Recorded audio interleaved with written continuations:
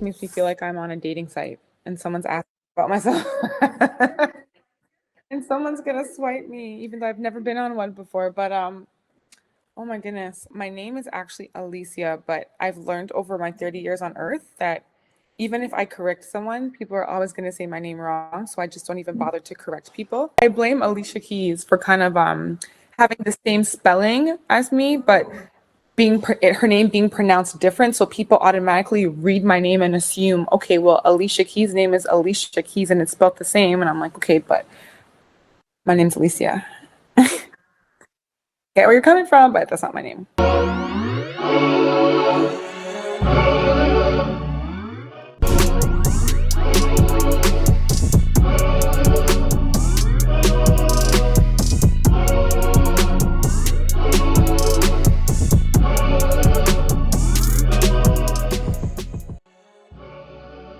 I applied for a lot of jobs with the government because they were again saying that government jobs should be easy, but it was like literally like I was just hitting a whole bunch of brick walls. And at that time, that's when there was an introduction for going green. So like a lot of companies were looking for like environmental sustainable coordinators or like just the most random positions, but they had to do with environmentalism. So I thought, okay, like this is it. Like it was brick wall after brick wall. I got absolutely nowhere.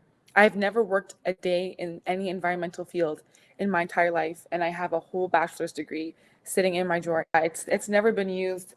I mean, I feel like that's the majority of people who went to post-secondary. People go to post-secondary for sociology, graduate, and end up becoming a nurse somehow, or like a nurse assistant, or they graduate and then they end up opening a hair store or something that's completely opposite because like waste. 2013.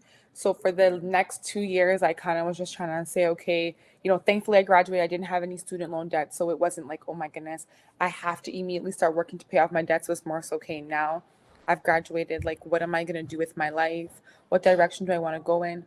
So it was more so like me just trying to find myself, trying to find who am I post graduation aside from me, being out of school, like who is Alicia? So that was like the time for me to really try and find myself.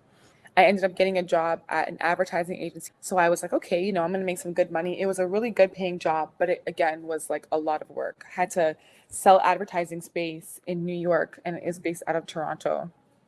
So every Toronto holiday that we got, I was at work because I worked for an American company per se. And I hated my job. I loved my paychecks to an extent, but I was so miserable. Like I'd go home and I'd be so upset. I'm like, why did I just graduate? And this is what I'm doing. Like I hate it here. So one of my friends told me about public relations. And the program that she did was at Seneca College. It was like a postgraduate certificate program. So I said, okay, whatever, I'll look into it. Sounds like something I could flourish in. I applied to Seneca and I applied to Humber. And I never got into Humber because Humber was just disrespectful with their requirements. With their requirements, it was so interesting. I'm gonna use good words. Again, everything happens for a reason. I got into Seneca's program easily, and I was like, okay, thank God. And that's the one that my friend went to, got into the program, did it, and I found out that that was something that I actually was, I guess, more interested in, and that was more in line with my persona and who I am. Unfortunately, again, there's another but. When I did graduate, it was almost the same thing as when I graduated from university. Like I tried applying for jobs, I could not find a job to save my life. They wanted to do a lot of unpaid internships, but they wanted you to give them like 40 hours for the week, drive downtown or commute downtown every day. Sometimes you'd have to work on weekends. So you're not providing me food. You're not providing me bus fare. You're not providing me gas, but you want me to do this for free. At this point, again, it's postgraduate. I think I was about 25 at this time. This is like not community service hours. I'm not in high school. I don't want to have to do that. And I'm not getting paid. How am I gonna survive? And for college, I actually took out a student loan. So I was like, okay, my parents did not pay for this. I have to pay this back. Oh, how am I going to pay this back if you guys want me to just come and basically volunteer my time? It was a no. Immediately, it was a no for me. And even the ones I applied to, I felt like because I was a woman of color, it was kind of withholding me from getting a position in a lot of these predominantly Caucasian PR agencies. I love the way And I had a lot of counterparts that were in my classes who graduated, and I still have them on LinkedIn today. I still have them on Instagram. And right now they're flourishing in these same PR agencies that I was looking into, but I feel was held back from getting a position in because I was a Black woman and I didn't match their company aesthetics of being blonde with blue eyes and being a size 2. So that kind of pushed me to wanting to do my own thing. And that's basically what I did years later. I started my own little company called The Branding Babe, and I basically just do everything for myself because I realized that if I sit around and wait for this world to give me opportunities, I'm never going to get anywhere. And being a Black woman, unfortunately, a lot of people are intimidated or turned off by the color of my skin, regardless of my credentials or academic background. So I kind of had to make a space for myself at a table that I made in a world that didn't want to make a table for me, essentially. Say, okay, how am I going to utilize my expertise and my experiences and my knowledge and profit off of it? Because it's not fair for me to have gone to school, to have even like after I went to school, immediately, well, when I first went to school, graduated, I had a friend who owned I don't know what kind of agency you'd call it, but like basically I did a lot of freelance work with him. And that gave me more hands-on experience in a professional environment. So working with athletes, sending pitches to different companies, I hate press releases, but writing press releases, doing stuff like that. And then from working with him, I was like, okay, I know how much is being made from this. Wow, like imagine if I was doing this myself.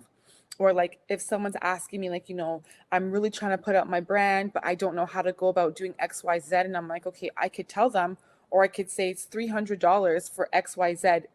And they need, like, if they need that service, they're going to pay for it. So I sat down, I did a little bit of research, and I'm like, okay, I'm going to lose every shot I don't make. So I kind of just had to take that leap of faith. I had to buy the domain. I went on Wix. I felt like an idiot trying to make my website, but I'm like, I don't want to pay someone $3,000 for something that I'm not 100% sure is actually going to get to where I want it to go. And I literally just taught myself how to make my website work. Thank God Wix is like dummy friendly. But I literally was like, okay, I did a photo shoot for it with a friend of mine, got my professional pictures, and I was like, that's it. I'm going to have to make this work. Got the website out of the way, included different services. I ended up making like, I think 2 or 3 ebooks that I kind of put on there as well.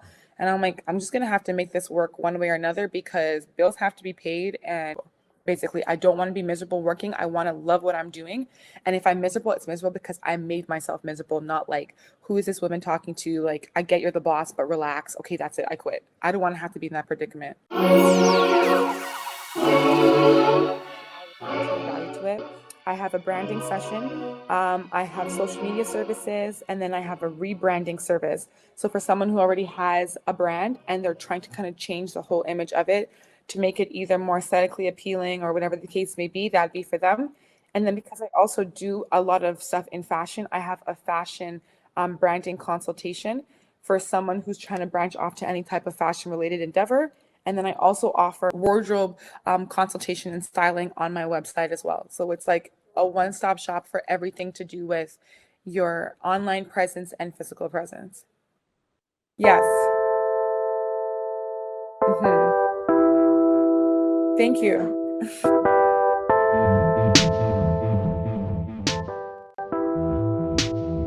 Thank you. That one is cute. Really cute.